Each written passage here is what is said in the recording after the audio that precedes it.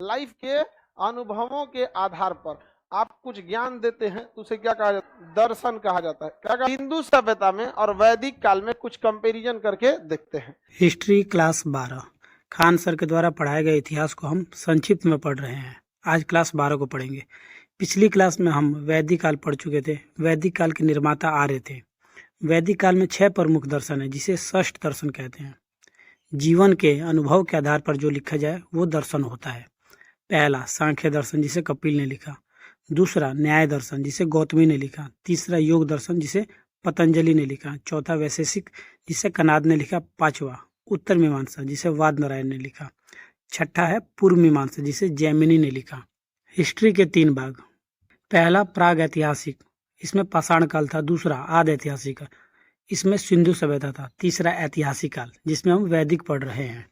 सिंधु सभ्यता और वैदिक काल में तुलना। सिंधु सभ्यता शहरी थी, वहीं वैदिक काल ग्रामीण। सिंधु सभ्यता में नगर नियोजन देखने को मिला, वैदिक काल में सामाजिक नियोजन देखने को मिला। सिंधु मात्र सत्तात्मक समाज था, वैदिक काल पितृ सत्तात्मक समाज था। सिंधु काल में प्रमुख देवता पशुपति थे, वैदिक काल में प्रमुख देवता इंद्र भगवान थे। सिंधु में प्रमुख नदी सिंधु, वैदिक काल में सरस्वती नदी थी जिसे घग्गर कहा गया। सिंधु में कृषि और व्यापार मुख्य पेशा था, वैदिक काल में कृषि और पशुपालन। सिंधु सभ्यता में मुख्य एक सींग वाला जानवर था, वैदिक में सबसे प्रमुख गाय थी। सिंधु सभ्यता में कांसे की खोज हुई थी, वैदिक काल में लोहे की खोज। सिंधु सभ्यता में युद्ध का अनुभव नहीं था, वैदिक काल में युद्ध का अनुभव था। वैदिक काल 2 भागों में बटा था, पहला ऋग्वैदिक काल, दूसरा उत्तर वैदिक काल। उत्तर वैदिक काल में उत्तर प्रदेश में एक जगह है जिसे अतिरंजी खेरी कहते हैं, यहाँ लोहे की खोज हो गई थी। धीरे धीरे लोग शहर की तरफ बसने लगे जिसे जन कहा गया, और धीरे धीरे महाजनपद हो गया। जैसे आज के समय में राज्य है वैसे ही उस समय 16 महाजनपद होते थे। उस समय का सबसे बड़ा महाजनपद मगध महाजनपद था। मगध महाजनपद इस समय सभी महाजनपदों को अपने में मिला लिया था, माहिष्मती महाजनपद को नहीं मिला पाया। 16 महाजनपद में सबसे प्रमुख मगध था। यहाँ कई विकास का काम हुआ क्योंकि यहाँ नदी और कृषि के लिए जमीन की कमी नहीं थी। यहाँ लोहे की खोज की वजह से औद्योगिकरण का विकास भी हुआ। इस समय ही जैन धर्म और फिर बौद्ध धर्म का विकास हुआ।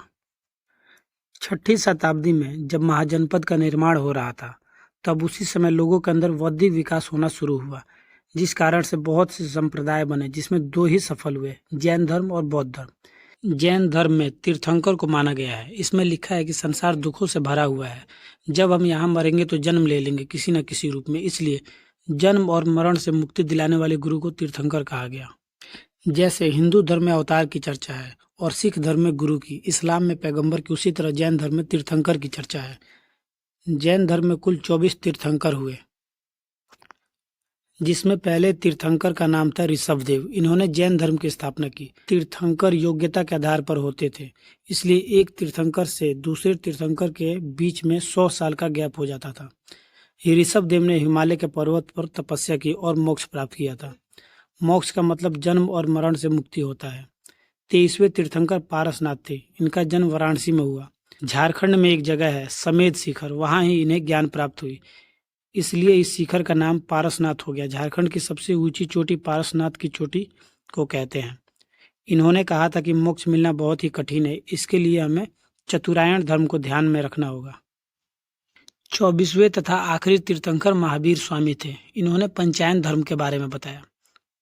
चतुरायण में एक और जोड़ दिया ब्रह्मचर्य।